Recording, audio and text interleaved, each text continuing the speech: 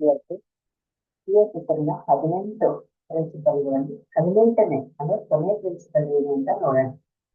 18ನೇ principal ಏನಪ್ಪಾ ಅಂತಂದ್ರೆ ನಮ್ಮ ಧ್ಯಾನದ ಅನುಭವಗಳನ್ನ, ನಮ್ಮ ಜೀವನದ ಪರಿವರ್ತನೆಗಳನ್ನ, ಅಂದ್ರೆ ಧ್ಯಾನದ ಮೂಲಕ ನಮ್ಮ ಜೀವನದಲ್ಲಿ ಆಗಿರುವ ಪರಿವರ್ತನೆಗಳನ್ನ ನಾವು ಪಬ್ಲಿಷ್ ಮಾಡಬೇಕು ಮ್ಯಾಗಝೈನ್ಗಳಲ್ಲಿ. ಅಂದ್ರೆ PSS ಅಂದ್ರೆ ಮ್ಯಾಗಝೈನ್ಗಳು ಬೇಕಾದಷ್ಟಿದೆ. ಇಂಗ್ಲಿಷಲ್ಲಿ ಸ್ಪಿರಿಚುವಲ್ ಇಂಡಿಯಾ, ಮತ್ತೆ ಕನ್ನಡದಲ್ಲಿ, ತೆಲುಗು, ತಮಿಳು, ಹಿಂದಿ ಎಲ್ಲ ಲ್ಯಾಂಗ್ವೇಜ್ಗಳಲ್ಲಿ ಇದೆ, ಎಲ್ಲ ಕಡೆಯೂ ಇದೆ.